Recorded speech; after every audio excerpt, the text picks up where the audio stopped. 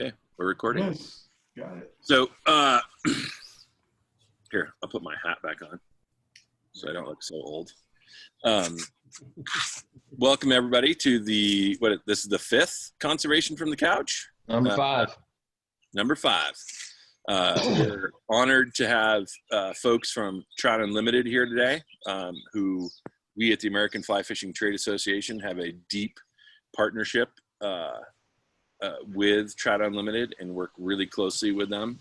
And I'm honored to have Rob Massanis, Keith Curley, and Chris Wood here from Trout Unlimited to talk about the conservation programs that Trout Unlimited does across the country. But I'd also like to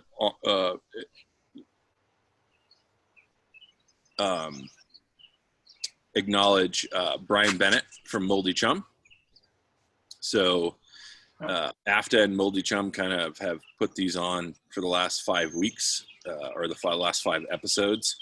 But also in the screen share, you see that we've got great sponsor or great support from Midcurrent, Rio, Orvis, 12 Weight, the Drake, Emerger Strategies, Sims Fishing Products, Road Drift Boat, Scientific Anglers, Flywater Travel, Reddington, Fish Pond, Scott, Fly Rods, Thomas & Thomas, the Fiberglass Manifesto, High Street Strategies, Hatch Magazine, Yellow Dog Fly Fishing Adventures, Patagonia, The Sustainable Angler, Gink and Gasoline, Rep Your Water, Umpqua, Nautilus, and Sage. And I have a couple times forgot anybody. Did I forget anybody on that this time?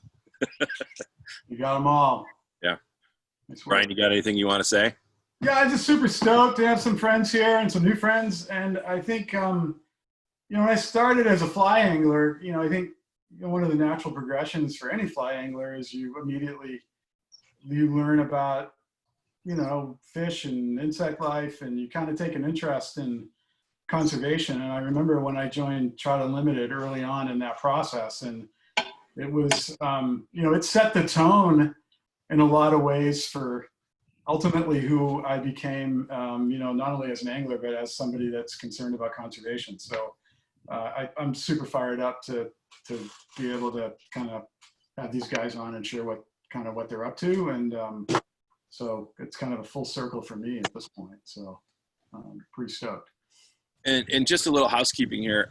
If you have any questions, there's a box at the bottom where you can put either the chat or Q&A, and Brian and I will be the ones who are kind of administrating those questions to the panelists. So, and we are recording this, and so it will be available on the Trout Unlimited website, Moldy Chum website, and also the American Fly Fishing Trade Association website. So without further ado, I'm going to hand it over to two of the people who kind of were the brainchild of this.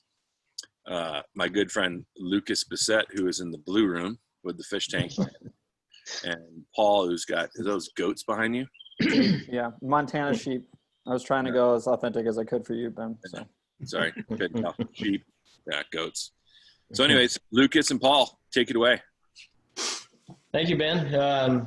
Here we are on our fifth episode of Conservation from the Couch, and we are excited to have Trout Unlimited here. I feel like you can't have a conservation conversation without including Trout Unlimited. So really stoked to have everyone here tonight, get to talk something about something I don't get to do very often. Being in Louisiana, I'm not doing a whole lot of trout fishing, so always excited to hear about opportunities that I don't always get.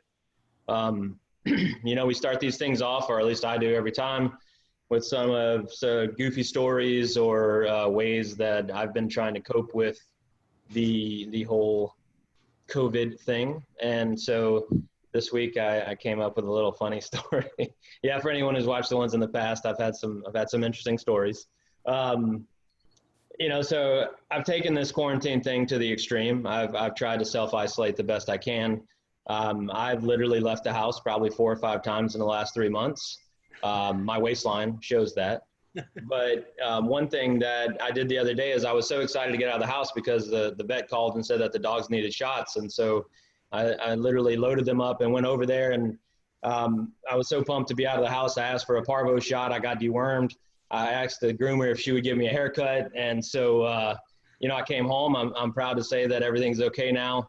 And I'm actually starting to lose a little bit of weight because now every time my wife gives me a treat, I bury it in the backyard. So that's what that's what I've been up to.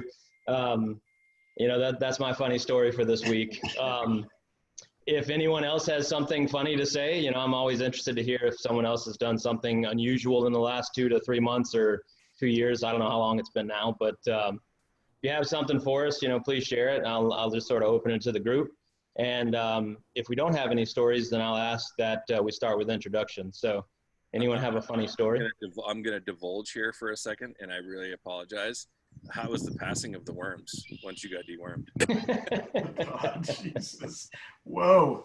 Okay. Well, we don't have any carpet in the house, so I had to go outside. But Whoa, okay. we'll leave it there. I mean, is that bait? Yeah, it was a Palolo worm hatch for the tarpon. Yeah, which is timely because that's actually happening right now in the Keys. Sure is.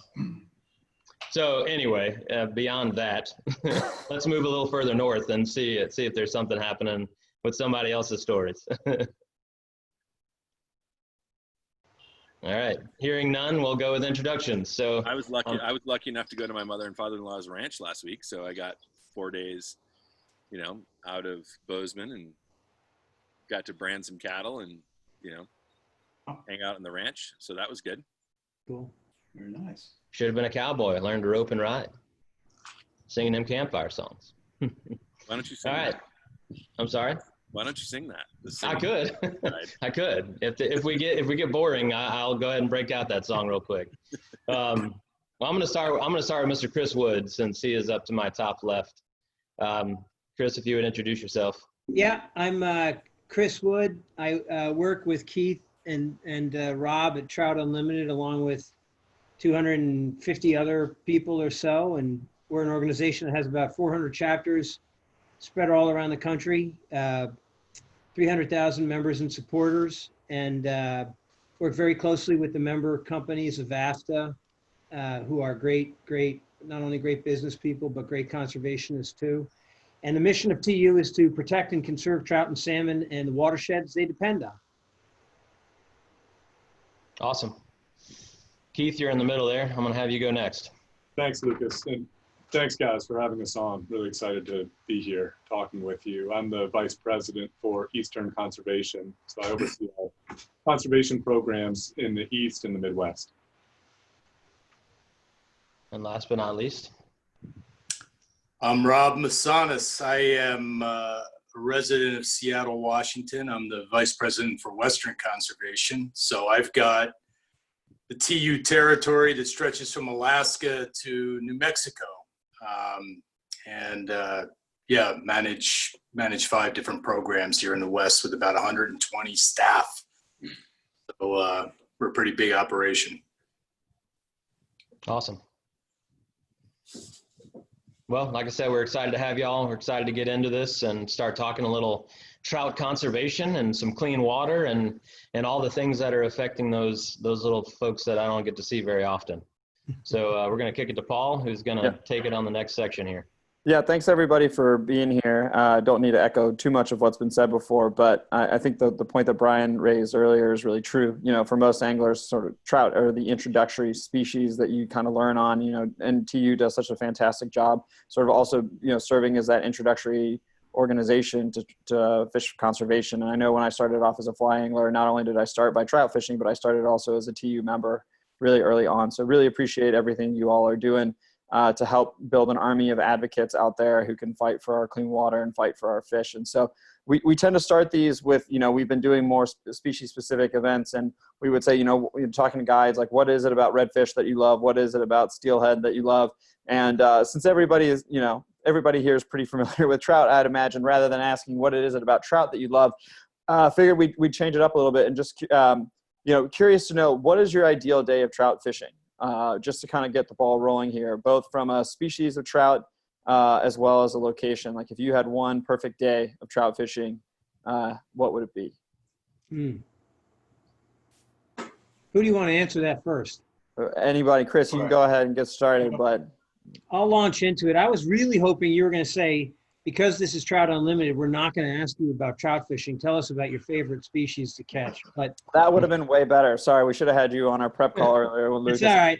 We can do that later because I got an answer, and I want to get to it before Keith does.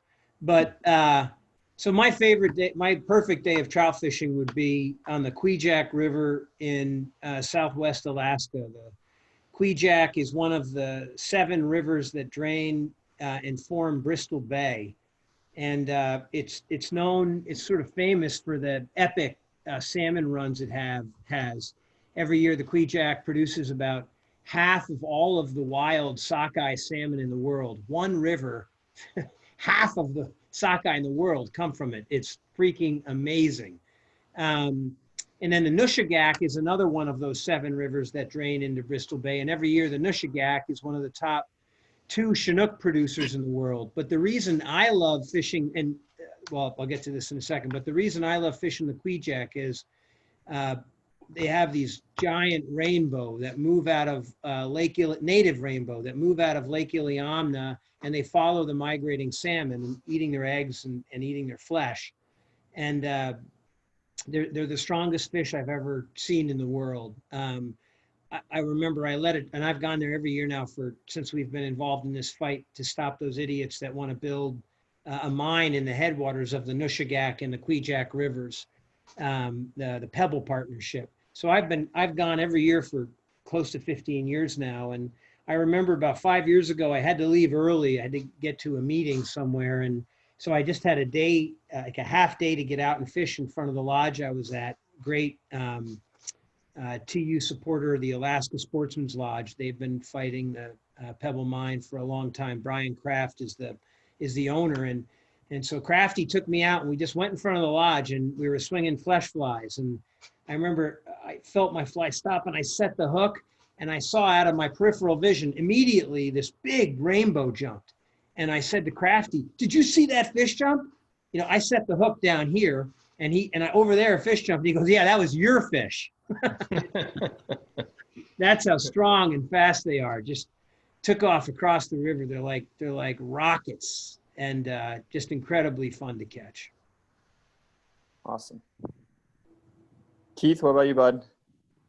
You know, I cycled through about 10 different answers when Chris was talking because there's so many different types of trout fishing that I love. So I'll give you one of them, but there are probably 10 equal ones.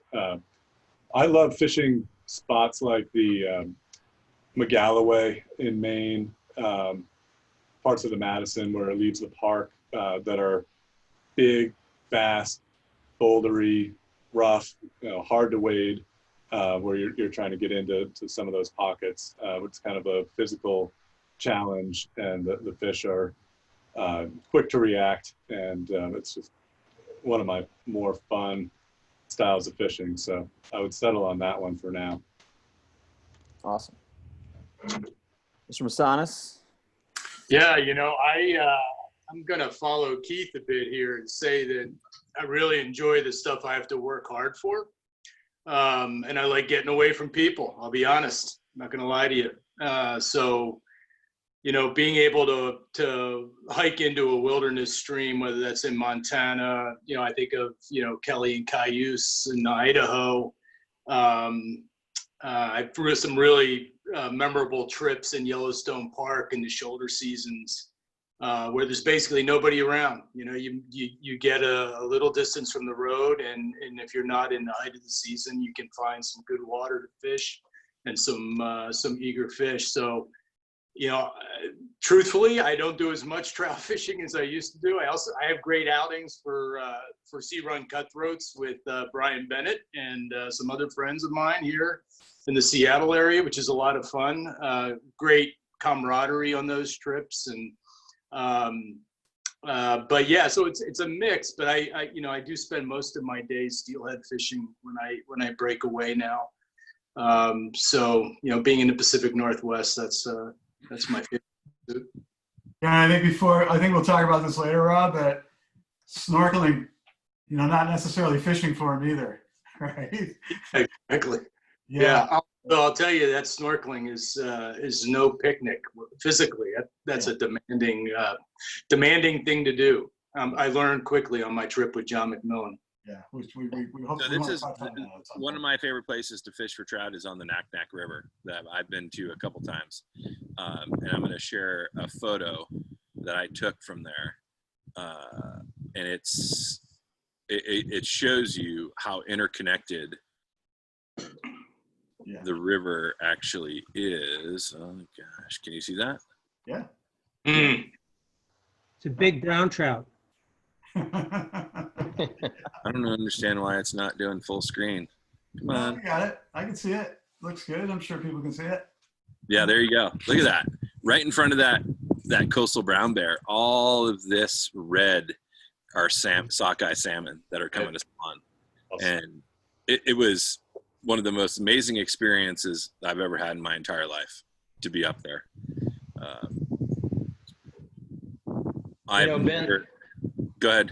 No, I was just going to say that the look on that bear's face and the way he's dripping is typically how I end up when I wade fish. So I have a dumbfounded look on my face and I'm way wetter than I should be. So that looks about right. Yeah, I was.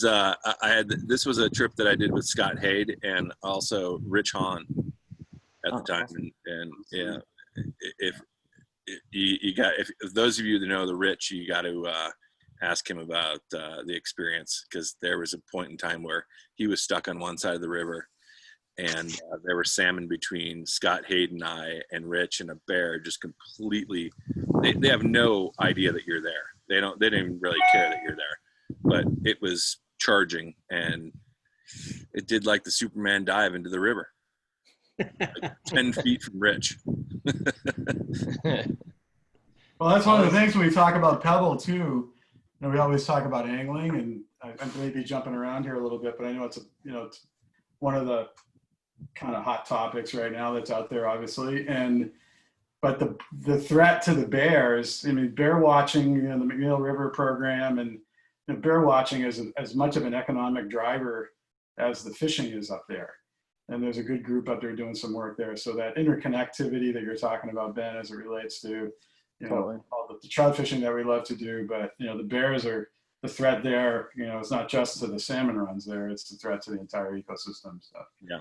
And Rob, correct me if I'm wrong, but the willows and the trees along the banks of in Bristol Bay, they have salmon DNA in them, correct?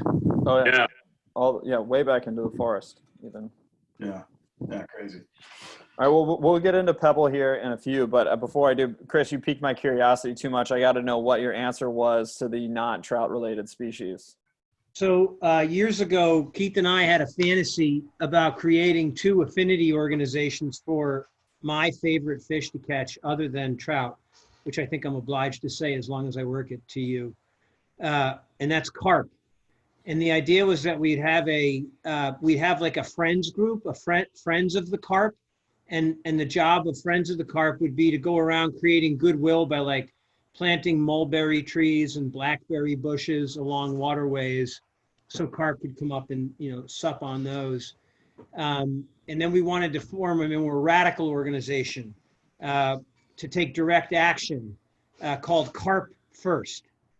And Carp First is a little more controversial, but we actually did have an action as a fledgling organization several years ago where Keith and I were fishing a place called 4 Mile Run in DC, or no, it's actually in Northern Virginia. It's a tributary to the Potomac. Fish in the wastewater. Yep.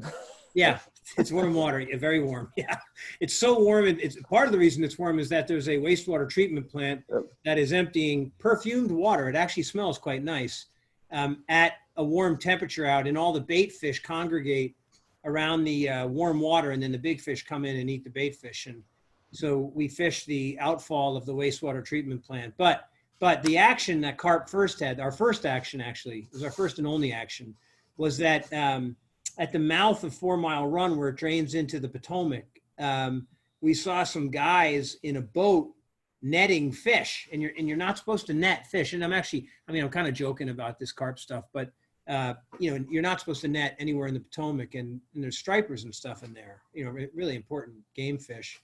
And so Keith and I quietly went over and told a couple of cops who were in the park, hey, you guys should check those guys out over there. And sure enough, a little bit later on, they went over and they were busting those guys for netting fish at the mouth of 4 Mile Run in the Potomac. So there's a future for carp first. Honestly, I feel like the next version of this is definitely conservation from the couch carp edition. So we're ready for it. While we're on the topic of the wastewater outflow in 4 Mile Run, there was a time when I was out for a walk with my family because I live just down the road from there. And we saw a guy standing in the middle of 4 Mile Run wet wading by the outflow. I was like, oh, gross. Waders on. We got closer, and it was that guy right there, Chris. Worked his way out to a catfish that he had spotted and throw a woolly bugger to it. Remember what happened when you went for the next walk with your family, what Connor said? You know, his son, who was probably 4 years old at the time, was, where's Chris? I thought he was out here every day. Awesome. Well, yeah, you know, we'd appreciate it. We'd love to just kind of hear about, you know, we're going to get into more of the conservation stuff, you know, into the heart of the issues like Pebble and clean water. But before we do that, you know, obviously recognizing the times that we're in, be just really curious to ask how, you know, coronavirus is affecting your organization, how it's affecting trout fishing, and what the impact's going to be on trout here moving forward. Why don't I take a stab at that so Keith and Rob can come up with something smarter to say. Perfect. So with, you know, we interestingly, we shut down kind of early as an organization. We have 40 offices around the country and 400 chapters, and we have shut down all of the chapter meetings, indoor chapter meetings through May, and closed all of TU's offices nationwide through May as well. Just the other day announced that we're not going to extend the blanket closure after June 1st because we realize that, you know, states and municipalities are coming up with their own approaches. That said, there's really no reason. I'm now the only employee who comes into the Arlington office where I am now. I am the one essential employee in a otherwise non-essential business. And we're going to keep this office closed through June. And I think most TU offices are probably going to be teleworking. You know, there may be a few places where people want to go into work, and we got a whole bunch of protocols set up for people to do that. And in a similar way, I think our chapters, you know, the summertime is not a time when chapters usually meet. They're usually out doing like stream cleanups or fishing or, you know, otherwise not, you know, not meeting, which they typically do once a month, and, you know, planning projects and, you know, getting work planned. So we're discouraging the, you know, people getting together. The one thing we are promoting is this hashtag responsible recreation campaign. I think AFTA's been a part of that, although Ben has checked out, it looks like. He might have gotten a cold. Maybe he had to get his fleece on. And the idea behind that is that, you know, fishing is a great form of social distancing if you fish alone in particular. And so we're encouraging people to fish local, to wear to wear a buff or a mask. You know, if you're out, I've actually got one. We've gotten, I don't have one, but Kirk Dieter, our great editor of Trout Magazine, who runs our media department, his team are creating these buffs that we're going to do like a Tom Shoes thing where people buy a set of buffs and then we're going to give a set to, you know, essential employees who are out there. But we're encouraging, you know, people to get out and enjoy, get on the water. You know, people have been holed up, maybe not quite as bad as Lucas, but they've been holed up for a long time and they're anxious to get out. And so we're encouraging them to do that responsibly. And, you know, the key is, you know, keep a rod's length, and this is not a rod's length, but like a, you know, a 9-foot distance between yourself and the next angler. Travel alone to the water, fish local. So that's basically what we've been doing since this whole thing began. Rob and Keith, I don't know if you have anything more you want to add there. Yeah, well, in terms of conservation work, I mean, our staff we're going full steam right now. You know, fortunately, a lot of the project work we do in the field, you know, it's pretty remote and it doesn't require a lot of close contact with other people. So we've got restoration work going on throughout the country as Chris said, we have protocols set up. I can tell you on the policy front, it's incredibly busy. You know, there's a lot of bad stuff coming down from DC that we have to deal with, whether that's Clean Water Act challenges or, Pebble we've already mentioned. There's just a lot going on, and there's some really cool stuff that's happening too, really good developments. Places in Northern California on the Eel River, the Snake River has some interesting momentum around dam removal. So I can tell you that the onset of COVID did not bring about a reduction in the amount of conservation work that Chris and Keith and the rest of our team are doing. I would just add that a lot of people are getting outside right now, and a lot of people are picking up their fly rods again or getting into the sport, and I think that can be good for all of us. More people coming into the sport, getting into conservation, going through that progression, Paul, that you were talking about earlier, and becoming conservationists. That's a hope that I have. Awesome. Yeah, to that end, if I could add, I made a video earlier and I had a piece of paper I'm trying to find right now. Here it is. So we did this thing where we've been giving away memberships to essential workers. And so, these are the people who are, keeping the, they're the pharmacists at the CVS, and they're the people who are keeping the stores shelves stocked, the policemen and firemen, and especially the healthcare workers.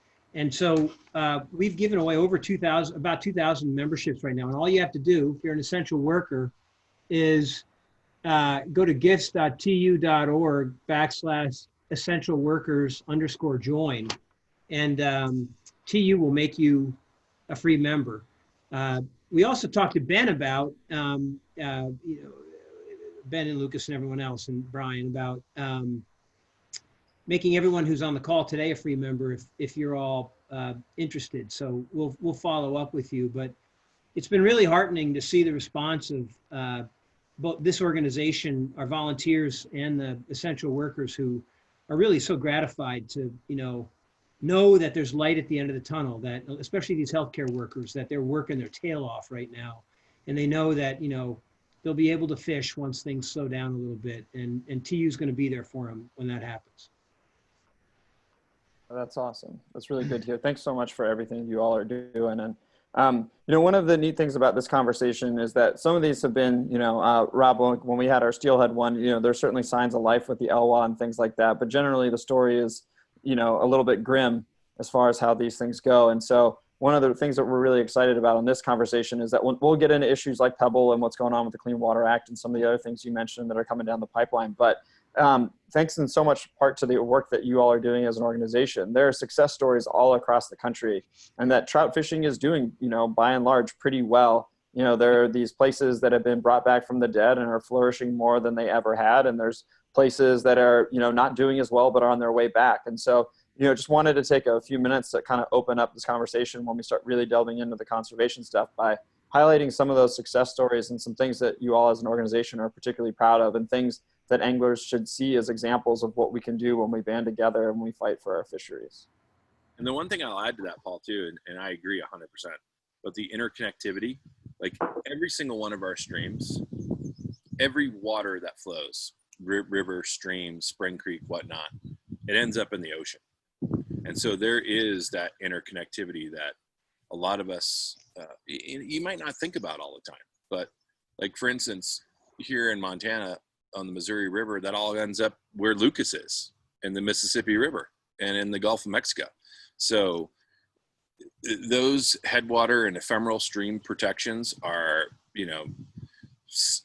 should be some of the most important places that we protect, because it all runs downriver.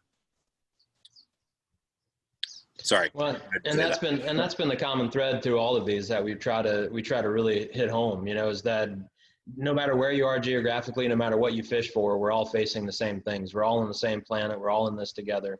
And, one of the things that we really wanted to try to do with these events was to show somebody who might be in a totally different part of the country that, you know what, you're not alone in this, and that even though you may be standing in a different river or a different stream or a different boat, it doesn't mean that you can't feel a connection to what someone else is experiencing because of the fact that we're all experiencing something very similar. That whether you're on a river and you're seeing things that are happening due to climate change, I'm in the Gulf of Mexico and I'm seeing things that are happening due to climate change. And so there's a lot that really unites us as anglers. And I think one of the things that happens a lot, and TU is sort of the antithesis of that in a good way, is that we tend to be very locally focused whenever we're talking about conservation efforts. And that's what makes TU so special, is that you've created this nationwide organization that's really trying to work on as much as you can and to use the power that you've created through a giant membership to get things done all over. But, you know, one of the things that we're always trying to do is trying to help people band together and make the angler's voice louder so that we don't have to deal with the idiots up in Alaska and other places, and that we can fight back and that we can stand up for what is right for our fisheries and for our future and for long beyond us ever being here. And so I'm really glad that we're talking about, you know, and the cool thing is that no matter what we focus on, whether it be redfish, tarpon, trout, steelhead, it doesn't matter. We're always talking about the same stuff. And you would think that that would make these things boring because you're like, oh yeah, I heard that before. But the reality is that it shows us that there's an interconnectivity that exists. And it even goes beyond conservation. And I always feel a little hippy dippy when I start talking about this, but if we could get people to understand the visceral response that you have when you touch a fish.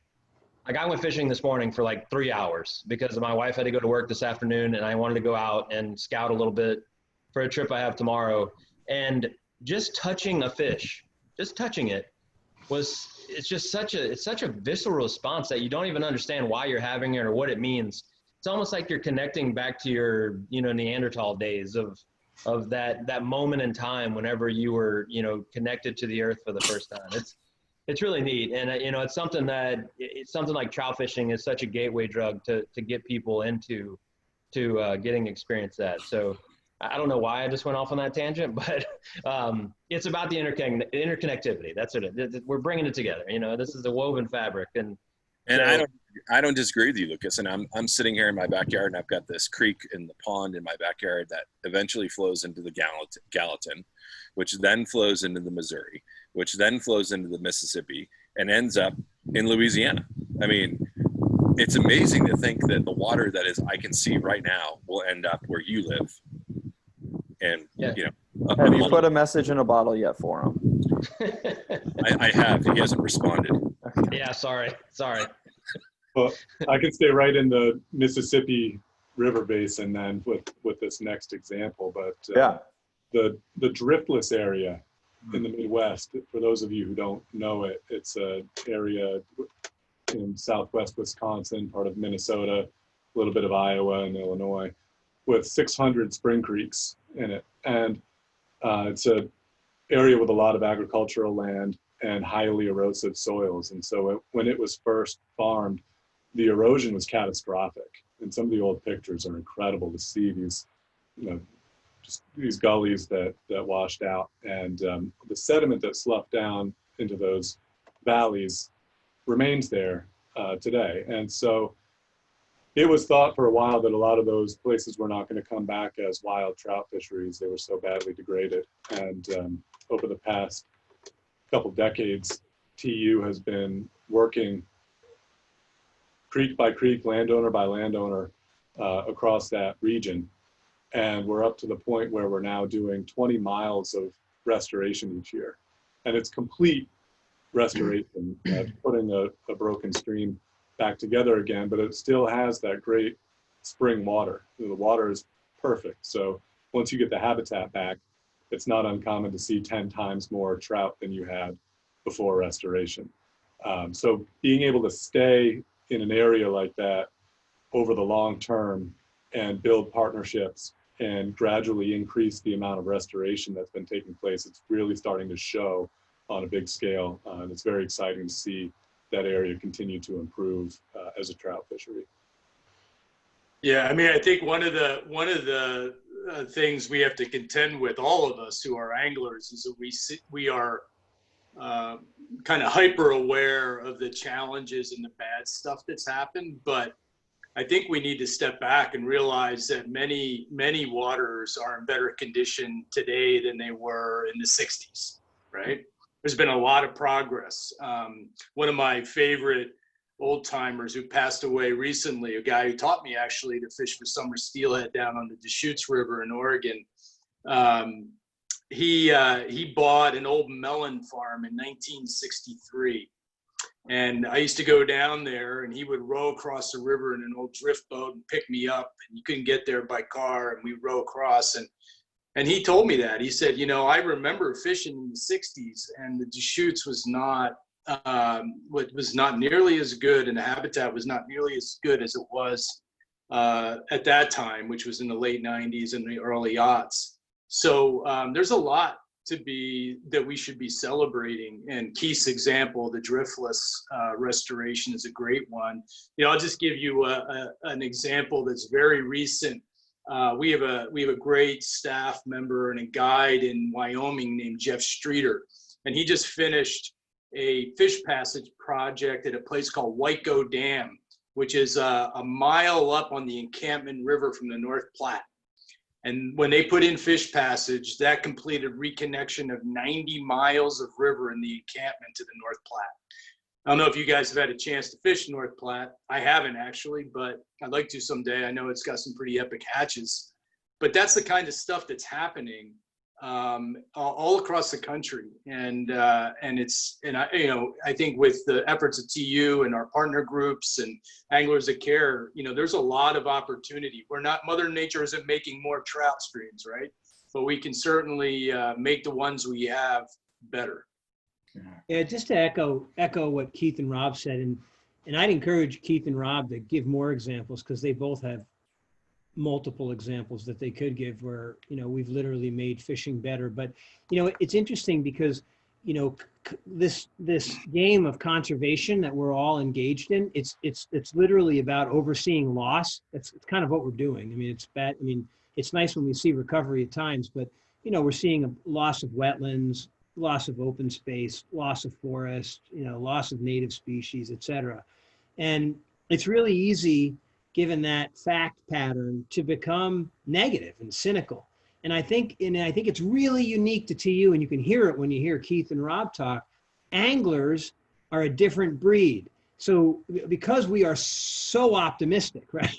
Because we're constantly getting in trouble at home for staying out just a little too late, because we know that last cast is going to be the cast where we get the big fish. You know, we see that same pattern of loss. We see that same data set that other folks who are involved in this work see, and we see opportunity. And the fact is that conservation it's the most optimistic and affirmative idea that America ever gave the rest of the world. And we did give this to the rest of the world. This is a made in America idea by people like Aldo Leopold and Gifford Pinchot and Rachel Carson. The list goes on and on. But this is the thing, that the idea that you can take specific actions today to make the world a better place tomorrow is the single most affirmative, forward-looking idea that's going right now.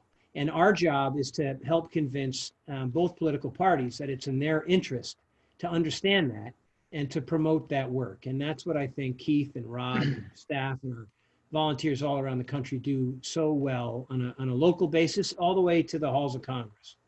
Yeah, and that's a really interesting point, Chris, and something we touched on a little bit the other day. But I mean, TU is such a unique organization in its ability to both work on such a grassroots level, but also work in the halls of government in DC and other places. And so, you know, for folks who aren't quite as familiar maybe with the ins and outs of all the work that you do, it might be just kind of helpful to give sort of a top line overview of what that looks like and how rare that is in this space. Well, let me give an overview and then let Rob and Keith put color to it. So there are a ton of organizations, you've probably talked to a bunch of them, who do on the ground or in the water habitat restoration. Organizations that I belong to, like Pheasants Forever, Ducks Unlimited, Rocky Mountain Elk Foundation, they're great at the habitat side. And then there's a ton of organizations who do a lot of policy work and advocacy Sierra Club, Wilderness Society, NRDC, the list goes on and on. There are almost no groups that do both, and except for TU. And so what we do is we work, we create goodwill in these local communities. We help reknit these rivers and streams that define communities. We create high-paying family wage jobs. We bring traditional adversaries often together to realize their shared interest in restoring rivers. And then we take those relationships that have now been created and we bring them back either to the state, sometimes to the town hall, sometimes to the state capitol, sometimes back here to DC to lobby and advocate for things like, as Ben was suggesting, protecting these small intermittent headwater streams, which are now at risk based on a proposal that the administration has to remove the protections of the Clean Water Act from ephemeral streams. And I think it's not an easy game, right? I mean, it's hard to do. There's a reason that people aren't doing both habitat restoration and policy advocacy, because sometimes you antagonize people, but if you're taking a position, you're going to, by definition, make one side unhappy. And I think we've found this sweet spot, and it's a niche that we exploit, I think, very, very well and very, very effective. Yeah, and I've been fortunate enough, as Chris knows, and maybe Keith and also Rob, but Steve Moyer knows for sure. I was fortunate enough to testify before Congress on the Clean Water Act on behalf of our industry, and also working with Trout Unlimited. And it was in the Small Business Administration, or a small business subcommittee. But that's our industry. The fly fishing industry is the epitome of small business in America, and so it's always I always find myself very fortunate to be advocating or educating people on what the fly fishing industry is all about, and that includes our partners. The petri dish of specialty retail. Yeah, exactly. Yeah. It's a bellwether, right? If it's going on there, it's probably going on somewhere else. Yeah, absolutely.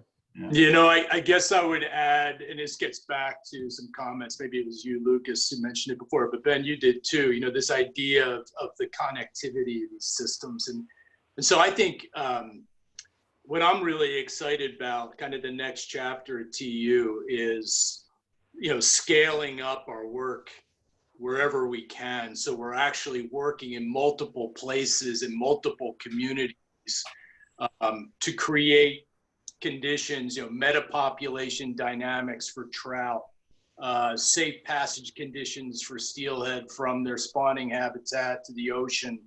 I mean, that's kind of a new frontier. And one of the things that I would say makes us unique is, the fact that we do have the reach that Chris described. You actually need that. You need that to knit together the different nodes of conservation that are happening and the communities that are reliant on these resources. It's really difficult to do that if you're a small group of volunteers that are slugging it out day in and day out. There's only so much reach you have, right? And I think that there is a bit of a, it's kind of the shiny bauble phenomenon, right? There's an issue that pops up, and there's some small group pops up and wants to tackle it, and people are fired up about it, and that's a good thing. I don't mean to dismiss that at all or suggest that's not helpful, but what I would say is that, if you can operate at scale, and you can knit together different aspects of conservation in a watershed or in a river system, that's where you get the big bang for the buck, right? And I think we're, fortunate enough to have been around for a long time and grown to the point where we have staff and volunteers that kind of give us that geographic breadth and the range of expertise to be really impactful.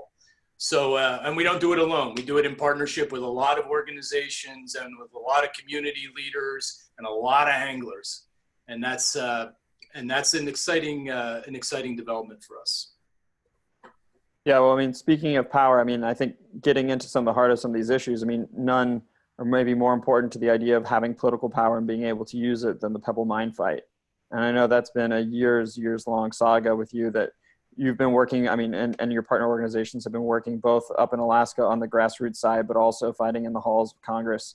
And so, that's been a fight that's evolved so much. And I know it's kind of hard to track for a lot of folks because it's taken on all of these different chapters. And so I know now it's a pretty critical juncture. So if you wouldn't mind just kind of giving a quick overview of where we are in that fight. And we'll get into this in a little bit more detail at the end of this, but what folks can do to get involved. But I know there's definitely some immediate actions that folks can take in the near term on that issue.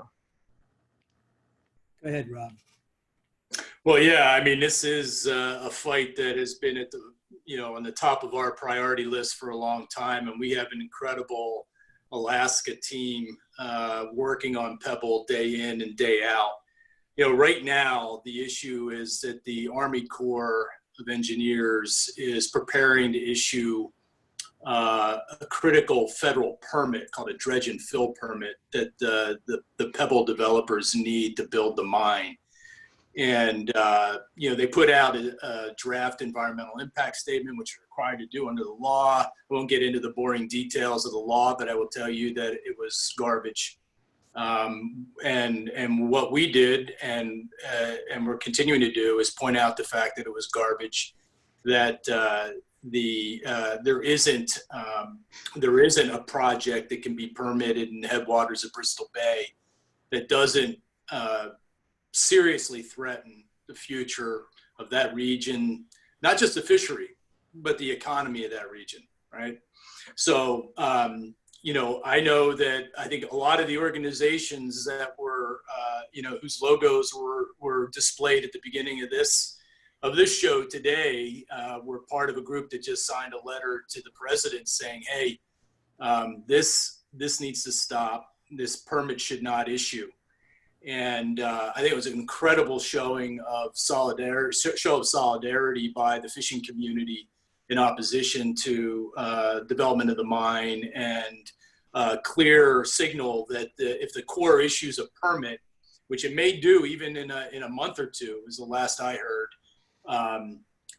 there's going to be everybody's going to let everything loose at that point in time, and to try to prevent it from being built, and that's going to include litigation, I'm sure, among other things.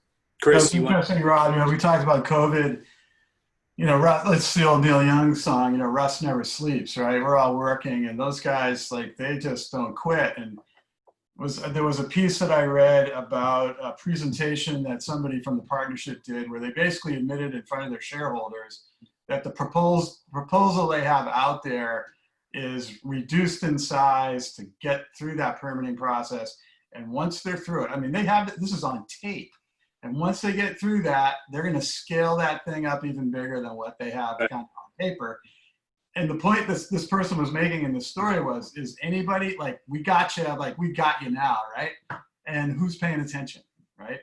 So, the road, the deviation in the road that just came out, they had a plan to run a ferry, and then they had a plan that had this, and now they're going to run a road somewhere else, and the native corporations obviously are going, yeah, no way, it's not going to happen on our watch. But it's funny that they're able to kind of play that 3-card Monte with this whole thing. It's pretty scary. And I'll say it, sending letters and all that is super important, but November is going to be critical, a lot of this. And I know we have to in terms of what we can say and what we can't say, but if you're going to vote for the future of Bristol Bay, when you go into the voting booth in November, you need to consider what the positions people have around that. Because once that shovel goes in the ground, you'll never unwind it, ever. So, I can wave that flag. And Brian, you're 100% correct. And the unfortunate thing is a lot of people don't realize it's not just the Pebble deposit.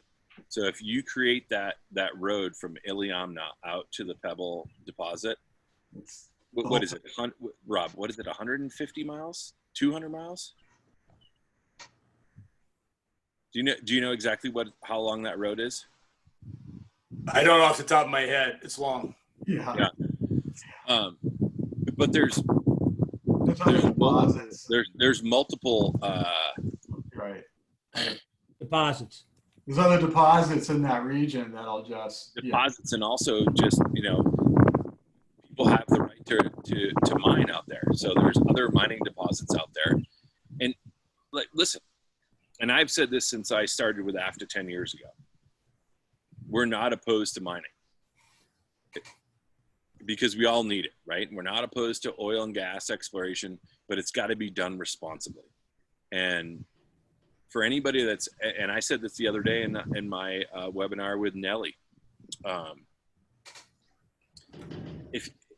if you go up and fly around and see what's going on where the proposed mine is, there's no way that it's not interconnected. Like the watersheds are, it's a sponge. It's completely wet everywhere. And there's no way that you can, and there's no way in my opinion that you can create a mine that is going to have a 700 plus foot earthen dam in a highly seismic activity area that is going to, not leach acidic water. There's no way. Yeah, let me And last for forever or however long it needs. I'll put a finer point on this. You're talking, for those of you who haven't been to Bristol Bay, which I imagine is most, you're talking about a place that's about the size of Ohio, right? That's about how big the Bristol Bay region is. And about 7,000 people live in it. It is completely unindustrialized. There's no roads. There's no pipelines. There's nothing. You take boats and you use ATVs to get around. And yet that fishery produces $1.6 billion in economic output every year. 17,000 jobs every year because we have had the wisdom to leave it the hell alone. That's the only reason it's like that. We have spent 17, what is it, Rob, 17, $18 billion trying to bring back Idaho's salmon legacy. All we have to do to keep the most prolific salmon fishery in the world alone is leave it the hell alone. It's that simple. We just have to have the humility to say no. There's going to be one place we're not going to go. We're going to leave this place as God made it and just leave it alone. Yeah, it reminds me of I think it was David Montgomery, the famous, I think it may have been in Damnation. Bennett, you got it? Probably better. Yeah, it's like you can harvest 30% of it or 50%. 50% of it. Yeah. What species kind of allows, you to destroy that, like it's madness to some extent. And, and Pebble is a signature issue, but, you look at the Arctic National Wildlife Refuge. I mean, you look at all these other places that are currently pretty much untouched that are all under threat. And I'll get back to my, November soapbox, but that's the same thing. Like there's a lot here. Yeah, you don't put a mine on the most prolific salmon fishery in the world. Yeah, we need copper and we need all that stuff, but there's a host of other issues there too. And the Clean Water Act, the rollback of the Clean Water Act, and just in terms of the overall impact that could have across so many different areas and waterways. It's just the barbarians are at the gate. So do you want? I mean, that's a good opportunity if you guys want to just give a quick overview of what's going on with the Clean Water Act and why that matters so much. Keith, you want to tackle that one, Keith or Rob? Go ahead, Chris. Go ahead. So just to give the broad overview, and then it would be powerful if Keith and Rob wanted to explain what this means in specific states in the East and the West. But so for 30 years, from 1972 to the early 90s, the Clean Water Act was broadly interpreted to apply to navigable rivers, big rivers like the Potomac right outside my window here, but also to the tributaries that flow down into the Potomac. And then there were two court cases in the early aughts, to use Rob's term, that called that into question. And there was a split decision in the Supreme Court, and basically the deciding justice was Justice Kennedy, who has since retired. But what he said was the government has an obligation to demonstrate that there's a significant nexus between these headwater streams and these big rivers, right? Navigable waterways where commercial, traffic can flow. And so the EPA went and demonstrated what every freaking angler knows, right? Gravity works cheap and it never takes a day off. Eventually, that water up here is going to find its way to the big rivers down here. And they spent years and years and millions of dollars and peer-reviewed studies to basically prove the obvious, right?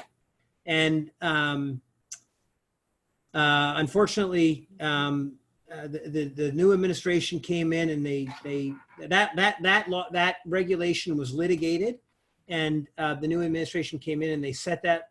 There's more arcanity we can get into, but the administration basically set aside the old regulation and are on the verge, literally any day, we're waiting for it, of coming out with a new one that would basically remove all of the protections for the Clean Water Act for these small so-called ephemeral streams. These are the streams that flow seasonally, largely in response to rain. And I know about these streams really well because my boys and I, we swim in an ephemeral river. It's an intermittent river, but it's fed by ephemeral streams in West Virginia every summer.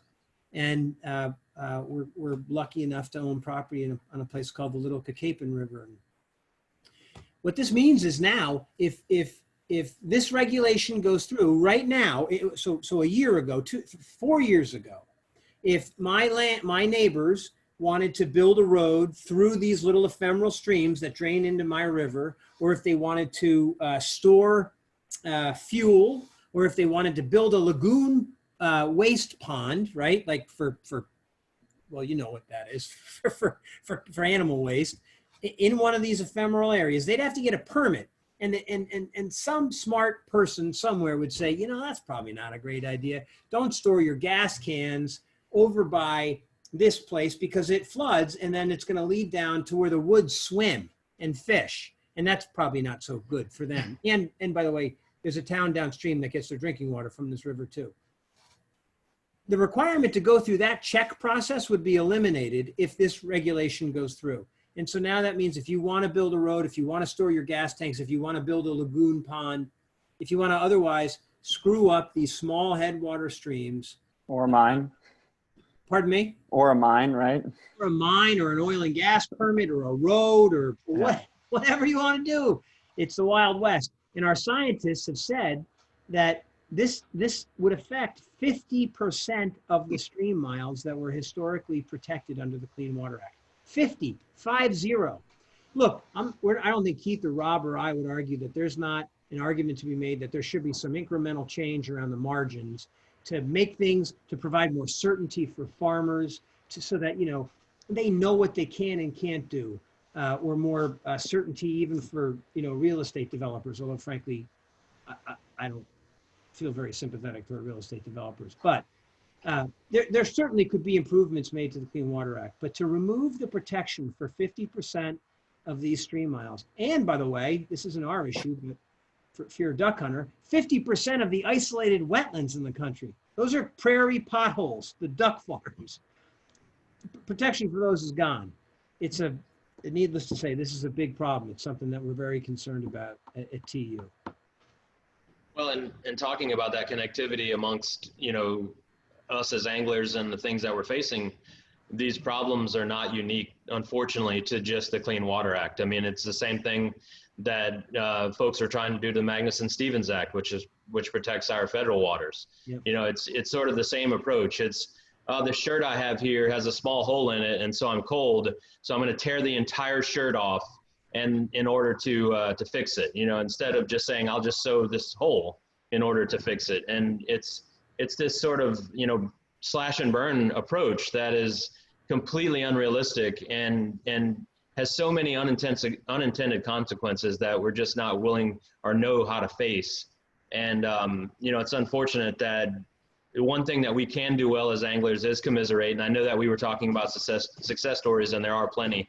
But if there's one thing that I find awe-inspiring every time we do one of these, and anytime that I talk to someone who's working in the world of advocating, it's the ass kicking that you keep taking and your willingness to walk right back up to that foot to get that ass kicking again. And so That's something that the tenacity of an angler is something that translates really well into an advocate. And if we could just get more people to stand in line for the ass kicking, we'd be way better off. But it's something that I take on a daily basis. So I'm with you. I feel it. I am totally appropriating that. That is excellent. You have it. You can take it. It's all you. Yeah, we've all got our ass kicked multiple times, but we're all back at the table.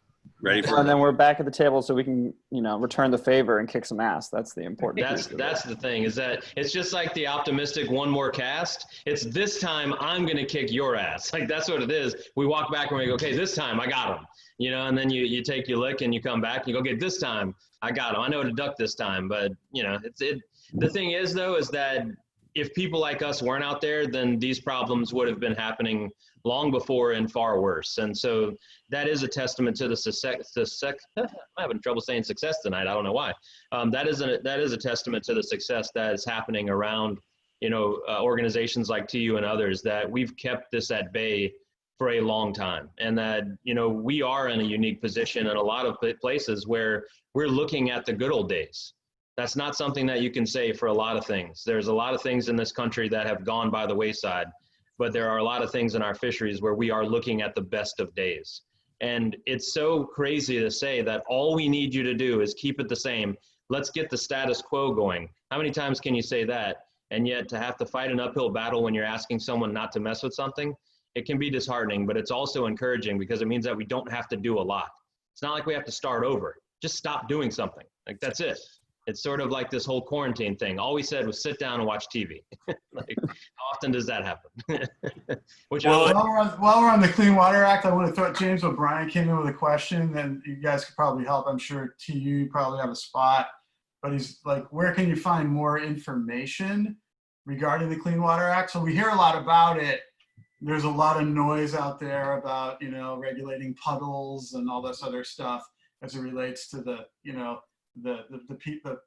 farm bureaus and the people like that are basically raising holy hell. Like, where's a good spot for somebody to go to kind of learn the facts about what's real in this fight?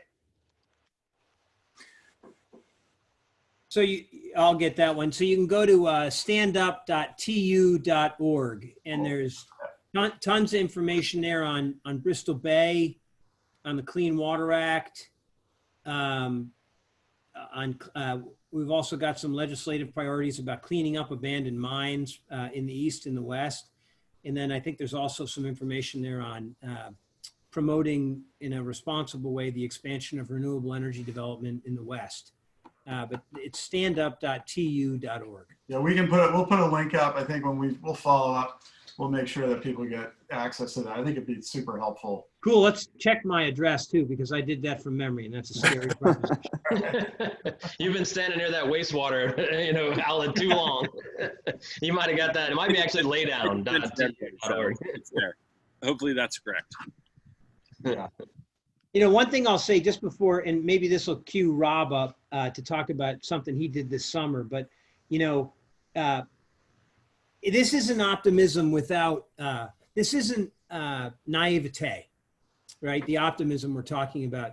It's really important to remember that these are incredibly resilient systems. If you saw the pictures that Keith was talking about of the driftless 40, 50 years ago, there's a famous picture of a guy on horseback who's probably 70 feet above the stream bed, which has just been down cut and down cut and down cut.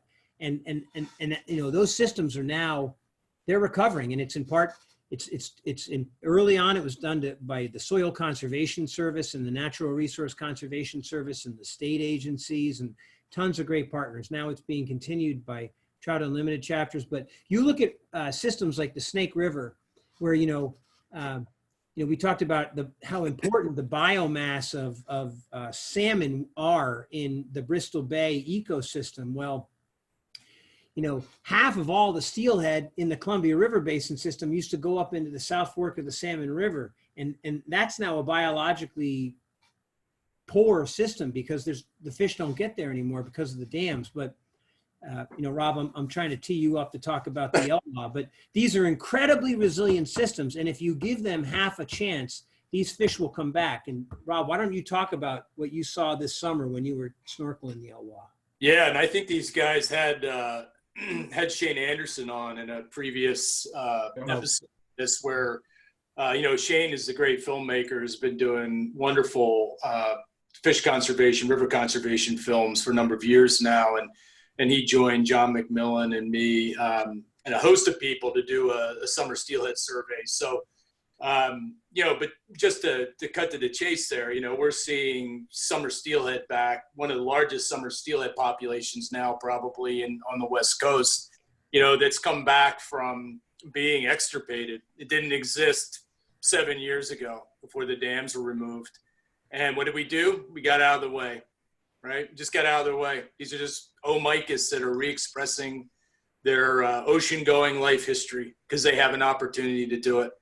So it's stories like that, and there are other stories. I think of Oregon Coast Coho and the comeback they have made, and systems that are still churning out pretty consistent runs of wild steelhead, like the John Day, for example, in Oregon. That it wasn't dammed. It doesn't have the best habitat in the world, but those fish can make a living there. So. Chris, I think your point about everybody's point, Lucas was making this point as well, is just we have to care for these fish, right? I mean, it's like we can't just run amok and think that things are going to be okay. We have to take care of them, but we don't have to do much. And if we do the right things, they're going to come back pretty strong. Yeah, that's the inspiration about Mother Nature, is that she is resilient and she will come back. And it doesn't take long. I mean, it's not lifetimes. It's maybe 10 years, it's 5 years, it may be 1 year, depending on what it is. And those are the inspirations that keep people like us going, is that all it takes is one success, and before you know it, you're back in the game and you're ready to go. And that's something that's across the board, whether it be wildlife, whether it be habitat restoration and seeing what flora will do, watching what fauna will do whenever you get that flora reestablished, and how quickly something will take back over. That's one thing that here in Louisiana I see on a regular basis is obviously habitat loss. We're losing marsh like it's going out of style.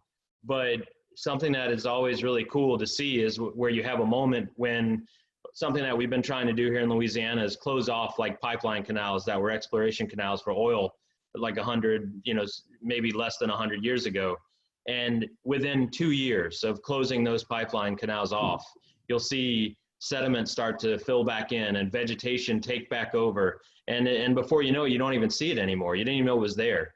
It's one thing that's really neat about wildlife and about Mother Nature, is that it doesn't take long to fix itself, and it never forgets. I mean, that's the beauty of not really having a big brain, is that you don't let all this other shit get in the way, and so that you have one goal in life, that's what you do, and you do it well. And so that's something that's really encouraging too, is that these fisheries and these fish, they don't need a whole lot. They don't need a huge kick. They just need just a little bit. And before you know it, it's back to where it was maybe before even we were here. And, earlier we were talking about sort of the rewards of conservation work. And, one of the things that I always find to be a really neat experience for me is that it's one of our few opportunities as normal people to be selfless.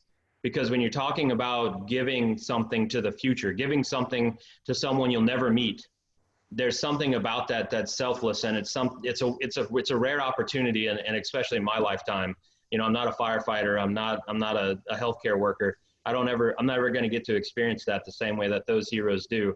But this is something that I can do, that I'm stop thinking about me just for a moment and start doing something that's going to help someone else beyond me.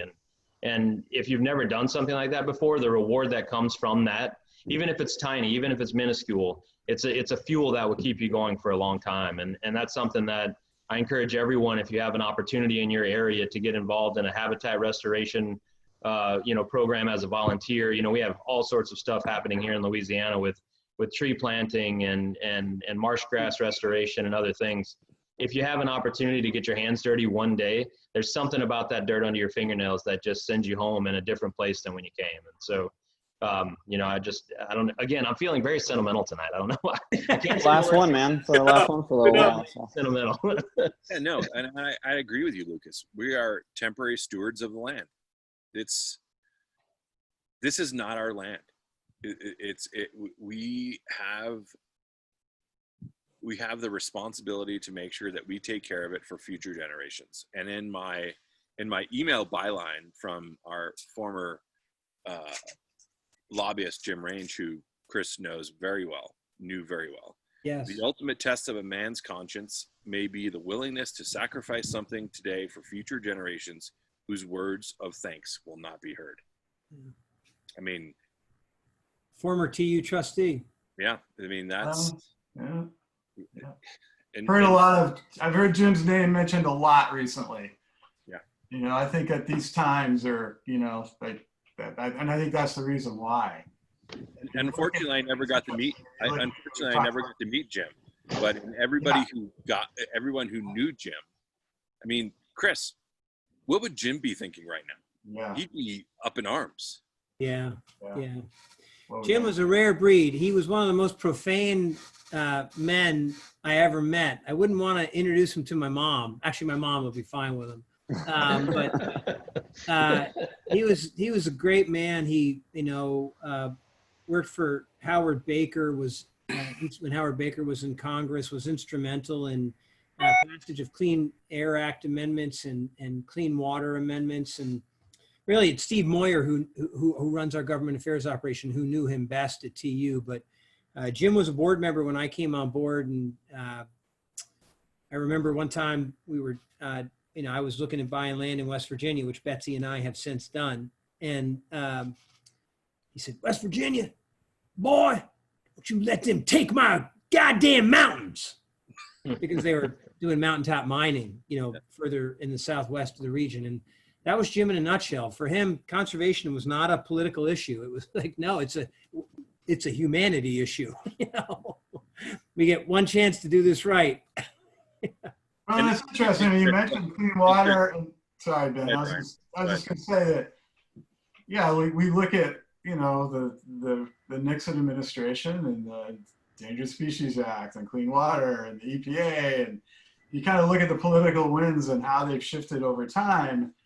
And, you know, how we got, like, and Paul, I know he talks about this a lot, like people that identified themselves as conservationists, 20 years ago, or the people that believed in climate change, you know, even 10 years ago versus how they would poll now.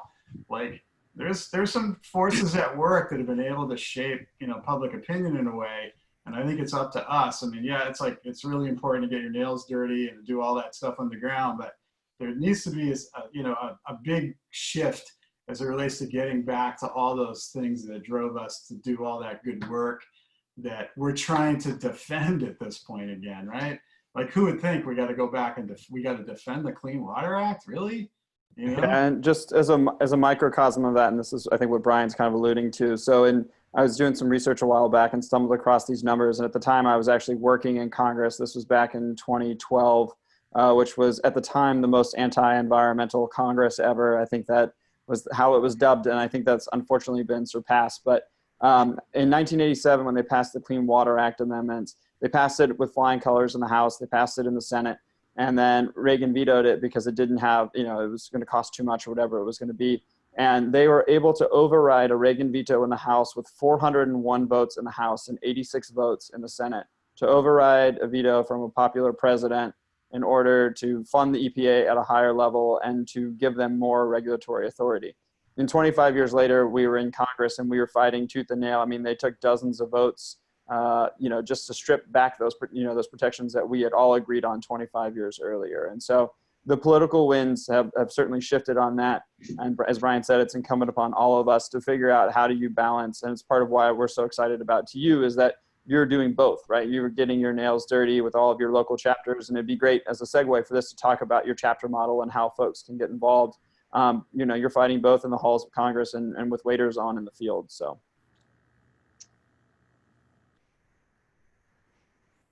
You want me to talk about the chapter model, Paul? Yeah, I mean, it would be great. You know, we've got some questions here and we'll get to those in a quick second, but if you would, you know, we could be great time to just get into what folks can do. I mean, I know you mentioned the standup.tu.org for folks as far as what they can do to speak up. You know, we've already talked about the memberships to TU, but, you know, what can folks be doing on the ground or in DC to be helping out and supporting the invaluable work that you all are doing?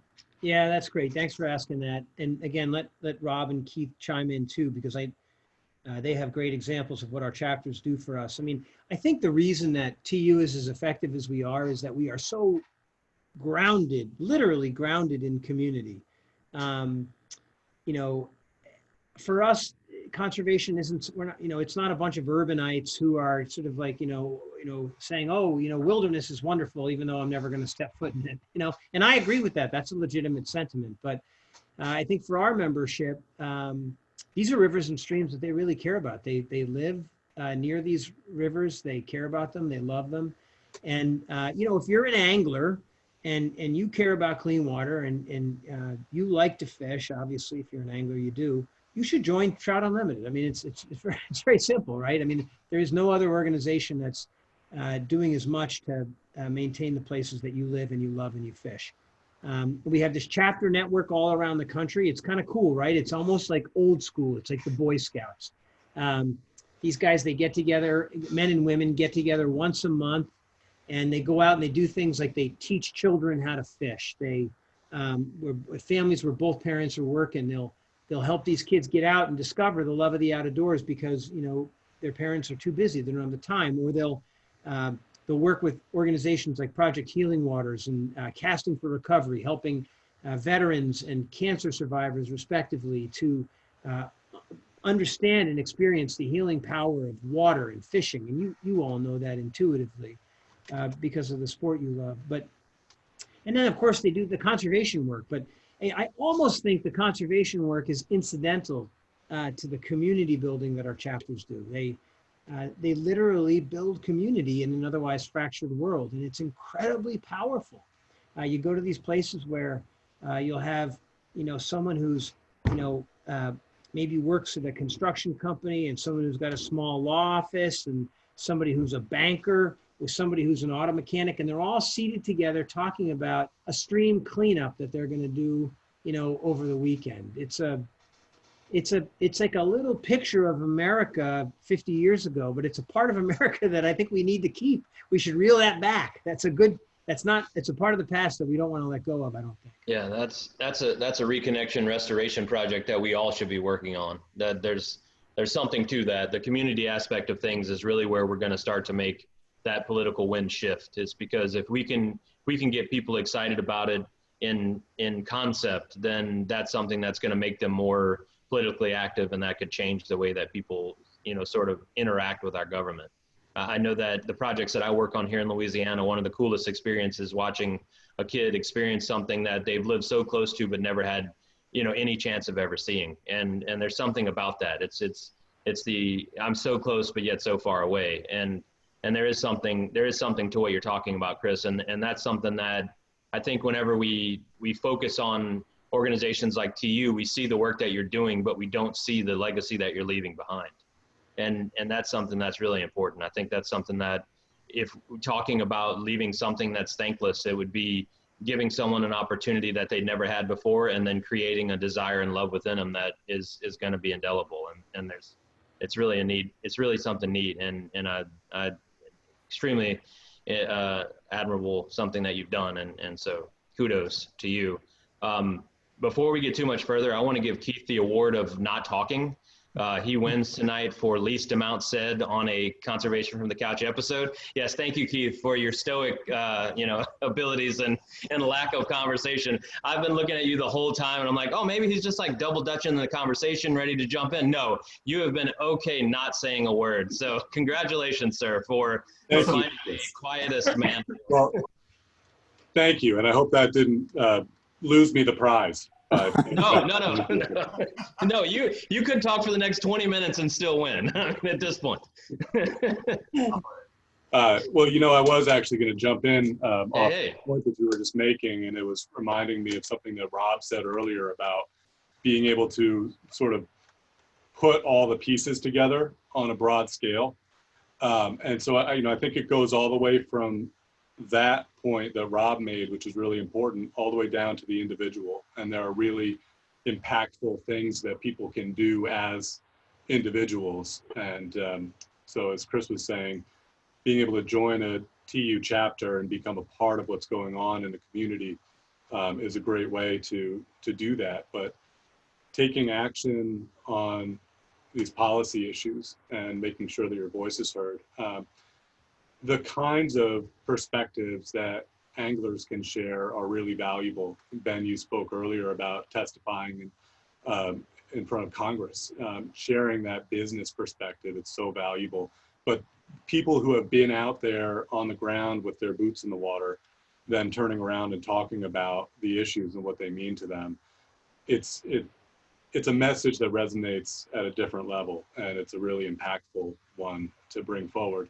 But it's not just that, it's getting out and planting trees. I mean, they're really simple things that you can do that end up making a really big difference over the long term. And another thing that we're really excited about and expanding more and more all the time is citizen science. With technology today, people can go out and gather really valuable data that help us answer important questions about what's going on in our fisheries. Everything from monitoring where pipeline construction is taking place because we don't have sufficient regulatory capacity to know what's going on out there, and being able to alert regulatory agencies when pollution events occur, to gathering data on water temperature that helps us to get a better understanding of how climate change is manifesting in our streams. There's so much really valuable information that people can gain, and so we're always looking for volunteers to get involved in that exciting work that's helping us answer a lot of the questions that may have previously been prohibitively expensive to address. Yeah, so Keith, this has been a common theme in all of these conservation from the couches. Your voice matters. And whether if it's local, state, federal, emails, it really does matter. Like elected officials listen to what you say. So make sure that you voice your concerns, if you have what those concerns may be. Yeah, while you're on the couch, do it. It's easy to kind of do the form stuff where you kind of plug in your email and there's a form letter there.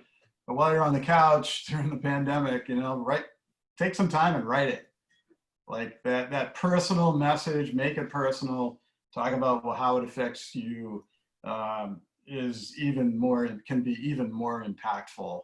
And I've learned that personally myself over the years, where you send a letter, and it's amazing, that personal letter, like how often you'll get a more personal response too, which is Absolutely.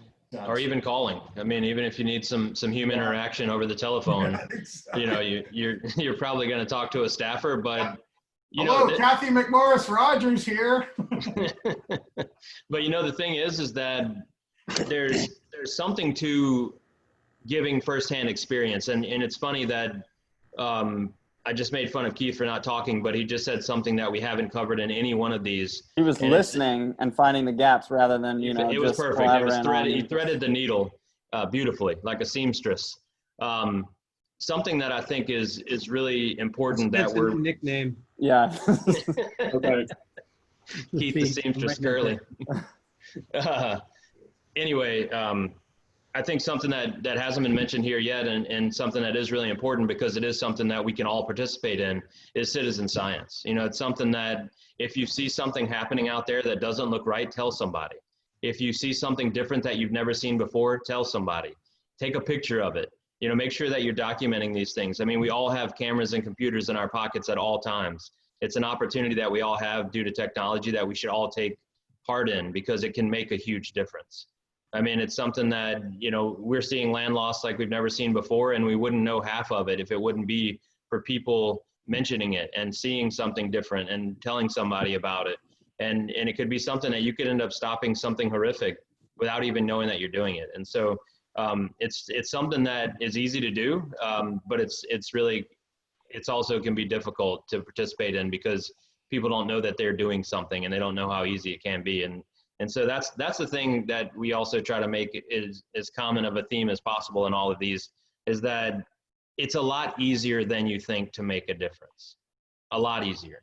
And if you don't think that you alone can do it, join TU. let them help you. Let them guide you. That's the beauty of it, is that they already have the framework set. It's just a matter of plugging yourself in and trying to make a difference. And that's something else that's really cool about TU, is that anywhere you are, there's an opportunity. Anywhere. You know, I gave a talk last year for TU in Texas on the Guadalupe River. Largest TU chapter in the country, if I'm not mistaken. Yeah. You know, in Texas. So They do everything bigger in Texas, though, in all fairness. oh, so. even chapters, they can't help themselves. Yeah. Yeah, they fly the TU flag above the American flag. That's only allowed in Texas to do that. But yeah, anyway, that I thought that was something that, Keith, I'm glad you brought that up, because it's something that we haven't touched on, but it's something that's becoming more prolific, and it's something that scientists are actually asking people to participate in. You know, I work on data collection stuff in our federal fisheries, and that's something that is being looked at on a regular basis by NOAA, is how can we incorporate citizen science into what we're using as fisheries managers to try and update our programs and our systems. And so thanks for mentioning that. I think we had a question if we wanted to. Yeah, we got it's actually a really good question, because it's kind of stimulating some thought with me. And it came in about the national, where we are at, I guess, in terms of the national roadless rule as it applies to what we've been talking about. I mean, I know the issues in the Tongass, in terms of, you know, I think a lot of that area was under national roadless rules, and they've kind of rolled that back to some extent to try to open up some additional timber harvest there. So if you guys have any thoughts of, you know, or comments about, like, what's the status of the roadless rule? Is there any threats to it or the like? This is an issue that's near and dear to Chris's heart. Chris. Oh, but you should hit the Tongass, Rob. Yeah. Yeah, you know, and it's been a little while since I've talked to the Alaska staff about the current situation, but and Chris can clean up for me if I go astray here. But yeah, in the Tongass, there's an attempt to remove the roadless rule protections. This basically means you've got great habitat in roadless areas. Tongass has huge expanses of roadless areas. This is Southeast Alaska, for those of you who don't know. One of the coolest places you'll ever visit and fish, if you get the luxury of doing that. And so there's a proposal to open up more development, more timber harvest in Alaska, and they want to get rid of the roadless rule, because the roadless rule makes it inconvenient. Getting back to what we've been talking about during a lot of this show, hey, if you leave it alone, the fish will be okay, right? Well, they don't want to leave it alone. And so we've been advocating for maintaining roadless protections in the Tongass, and to this point, they haven't been rolled back, is my understanding. But again, I haven't been tracking the issue closely. Chris, is there something more recent than that you can comment on? No, you got it right, Rob. So, I mean, the Tongass, to Rob's point, is, by the way, Rob, I never told you this, I don't think. It's where I caught my first steelhead. Was on the Tongass. Port Houghton was a tiny little creek. But Rob is a huge steelheader, one of those idiots who stands in freezing water casting 1,000 times a day for 1 ton. Unless you're Lucas, you missed that story. Lucas caught a steelhead without ever casting. He just walked in the river dragging his fly. Then he started casting and didn't catch one for 3 days. Lucas, I caught a steelhead on my second cast, and then I cast another 1,500 times and didn't catch another one. That was me. I stumbled out into the water like a toddler that was drunk, because I'm not good at wading, and I don't like dangerous wading positions like Keith does. And I was legitimately holding a guy's hand, dragging my fly behind me, stumbling out into the river, and caught a steelhead. And I'm like, fish of 1,000 casts? What are y'all even talking about? Big steelhead, no less. That is awesome. I'll let you know. I fished for 4 more days and didn't catch anything. The last 2 times that I've waded the river, and both were the Gallatin. No, one was the Gallatin, one's the Madison. I fell in. Like, full on. Like I almost drowned my son. Oh boy. Yeah, hold me up, boy. Yeah. Yeah. So just to get to Rob's point, though, so the roadless rule is still in effect on the Tongass, and the Tongass is, I mean, 40% of all the salmon that move down the West Coast come from rivers in the Tongass National Forest. It's Bristol Bay it's the salmon factory of the world, but a close second is the Tongass. And they've got it's a 17 million acre forest. About 11 million acres of it are so-called roadless lands. And that forest contains 25% of the world's temperate rainforests. And so the Forest Service years ago decided, you know what, we're going to what they used to do is they would cut old growth trees there that would then be shipped unmilled whole to Japan, where they would turn them into toilet paper. So the U.S. was basically acting like a third world country, where we would, allow a developed country to come and take our natural resources at a loss, by the way. We lose money on every sale. And then they would ship it overseas and they would turn it into a finished product. So the Forest Service wisely said, that's ridiculous. This is a silly way to run a railroad. This is the salmon forest on the National Forest System, and we're going to keep it that way. And the governor of Alaska said that they wanted to have a roadless rule. Other politicians in Alaska said they wanted a roadless rule that would deviate from the protections of leaving all these 11 million acres intact. And the Forest Service was about to play the role of Keith in this conversation and be the seamstress. They were going to thread the needle. Keith, you're never going to live this down. Great. That's Sorry, great. Keith. Thanks, Lucas. But they were going to thread the needle. They had found a way to accommodate local concerns that would allow for access to certain areas while basically protecting the broad swath of these roadless areas that are so important for salmon. And we are not a political organization at TU, but I will tell you that I know for a fact that the governor of Alaska talked to the president and got the president to direct the Forest Service, direct the Secretary of Agriculture, that they will not thread the needle, and instead they will roll back the protections of the roadless rule so that those 11 million acres will be available for development. It hasn't happened yet. I know the Forest Service does not want to do this. This is being forced on them by politicians. It's not something that professionals in the agency want to do. And I'm optimistic that, that we will be able to convince future elected leaders that this is a mistake. It's not a good decision. It's not something the agency wants to do. And if they do roll that back, that will be something we fight very hard to right in a new administration. Yeah, and you guys have americasalmonsforest.org, and we'll get the link out.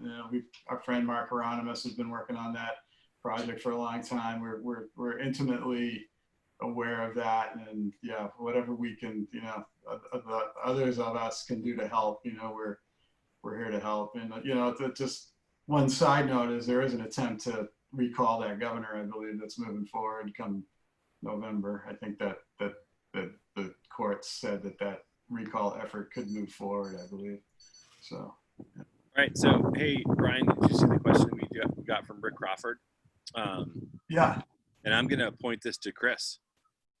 Can you explain more about the Public Lands Renewable Energy Development Act?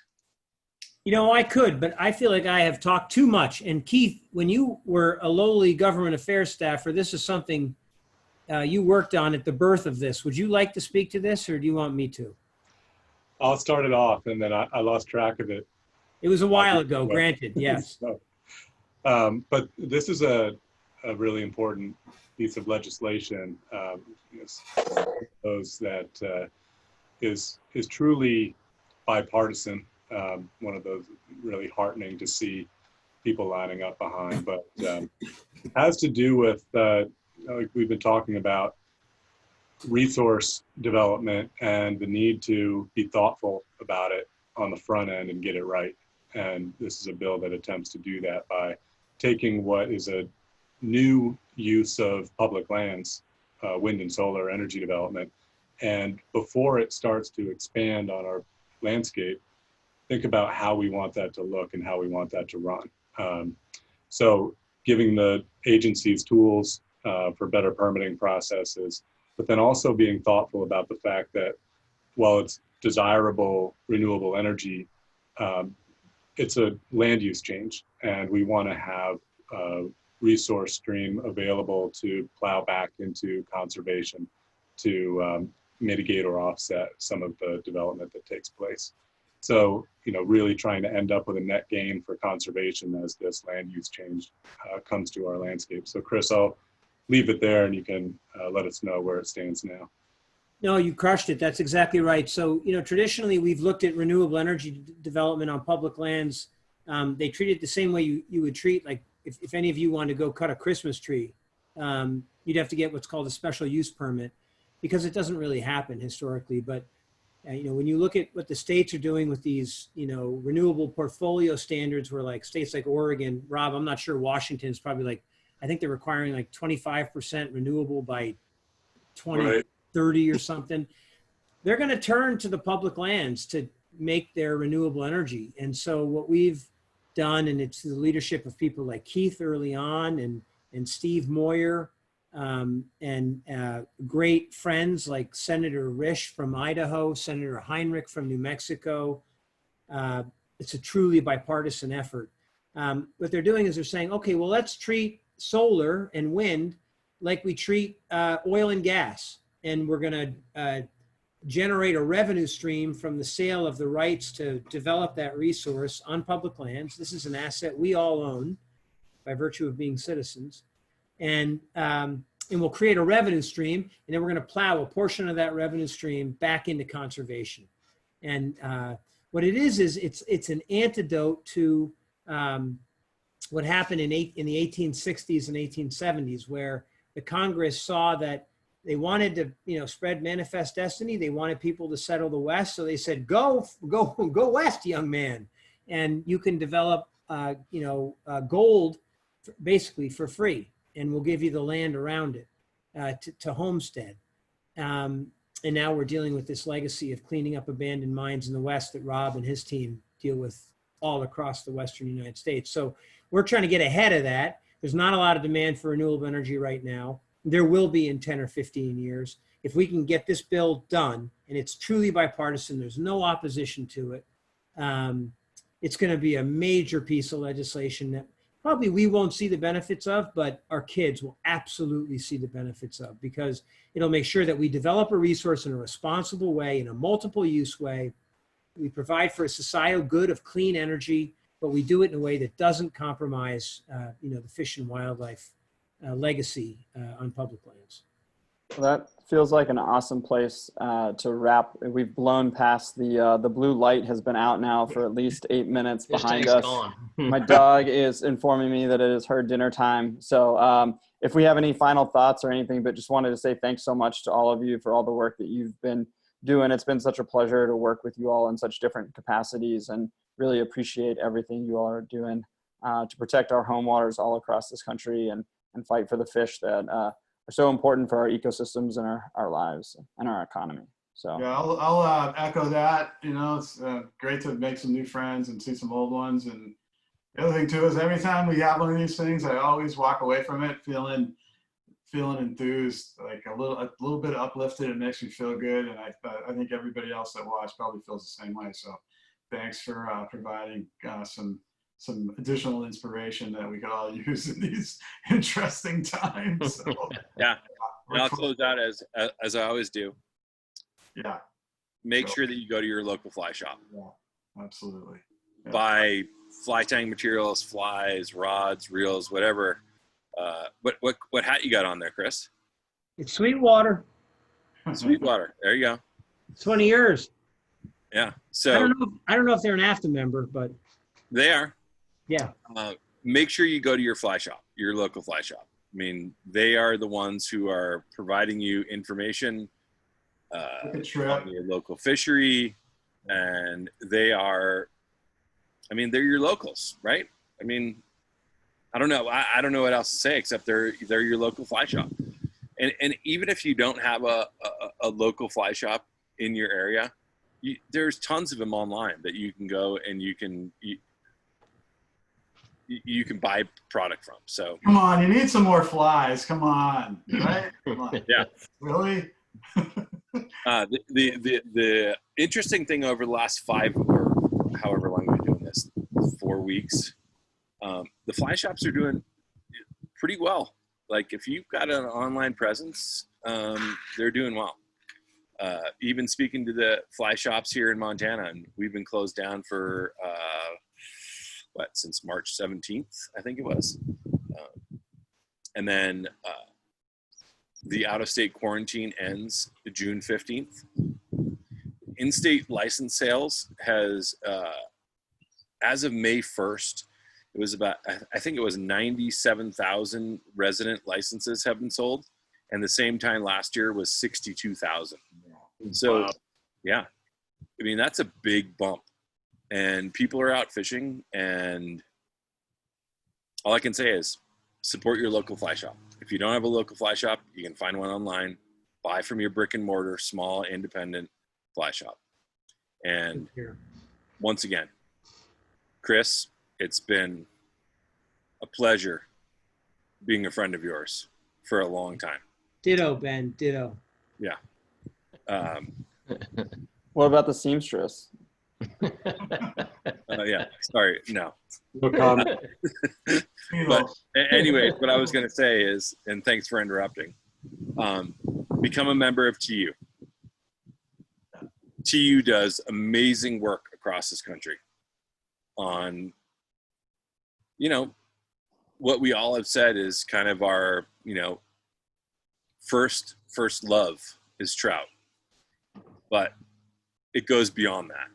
If you think about where rivers start and where rivers end, it goes from ephemeral, intermittent streams to major rivers and all the way to the ocean. And I couldn't be more proud to say that I work with both, all of you at Trout Unlimited, and it really is. It's a pleasure. Feelings mutual. Back at Yeah. Well, thank you all, and we do really appreciate it, and we hope to do more of these conservation from the couches in the future, and would love to do a follow-up so that we can talk about some of the more ass kickings that we took, and hopefully more ass kickings that we gave. So appreciate everybody. There's more ass kickings to come. Don't worry. There's no shortage of ass kickings. Thanks, well, guys. Be well. Appreciate it. Take care. Thanks, everybody. Bye-bye. Thanks, everybody.